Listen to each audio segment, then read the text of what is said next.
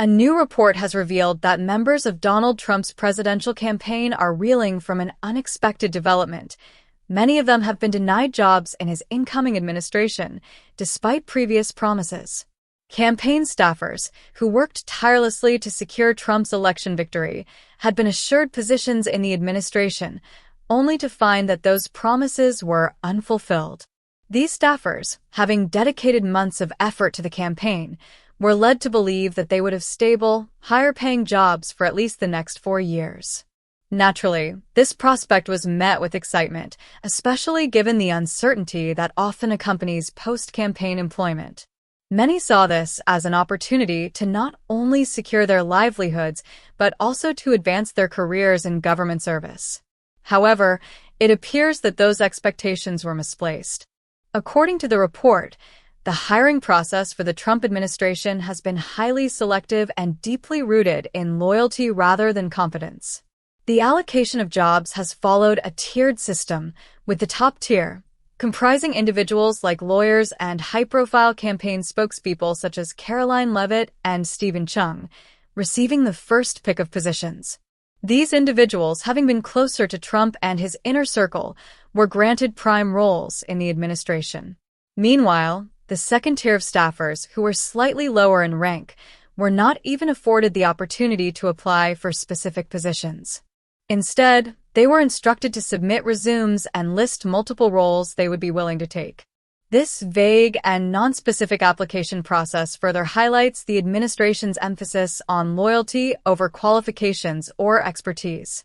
The report suggests that candidates for positions are being evaluated almost exclusively based on their perceived loyalty to Donald Trump, rather than their professional credentials or ability to execute the responsibilities of the job. This troubling trend mirrors Trump's approach to selecting his cabinet members, many of whom appear ill-suited for the roles they are being asked to fill. For example, Robert F. Kennedy Jr. has been tapped to oversee health policy, despite his controversial views and lack of relevant expertise. Linda McMahon, best known for her role in WWE, has been put in charge of education, a position that demands experience in public policy and academia, neither of which she possesses. Similarly, Marco Rubio has been selected as Secretary of State, despite his lack of extensive foreign policy experience. Adding to the list, Kash Patel, who is widely regarded as a Trump loyalist, has been named to head the FBI, a role requiring independence and an unimpeachable record of integrity. These appointments have raised alarms about the overall confidence of the administration. Critics warn that Trump's reliance on loyalty as the primary criterion for hiring could lead to widespread inefficiency and mismanagement. Given the critical nature of government operations, the potential consequences of placing unqualified individuals in key positions cannot be overstated. The prioritization of loyalty over expertise extends beyond cabinet appointments and into lower-level roles within the administration. While some might have hoped that the staffers surrounding Trump would provide a stabilizing influence and compensate for gaps in knowledge or experience, the reality appears far bleaker. The same loyalty-based hiring practices at the top are being replicated throughout the administration, creating a systemic problem of incompetence. Observers are split on what this means for the effectiveness of the Trump administration. On one hand, some hope that the sheer lack of experience might render the administration unable to implement its more controversial or harmful policies effectively.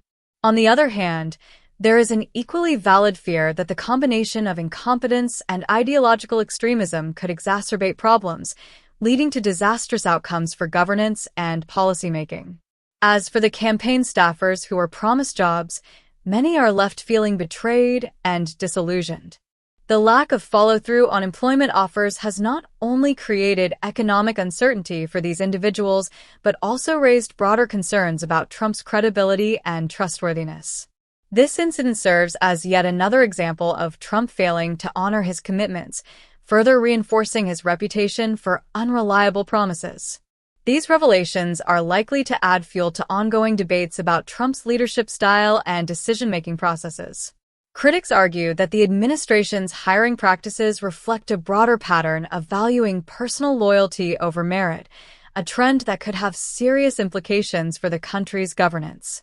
Supporters, however, may see this as Trump staying true to his approach of surrounding himself with trusted allies who share his vision, regardless of their qualifications. The fallout from this report also raises questions about the future of the disillusioned staffers. Many of these individuals may now find themselves scrambling to secure new employment opportunities, despite their previous expectations of job security. The lack of communication and transparency from Trump's team has left them in a precarious position, highlighting the often precarious nature of political employment.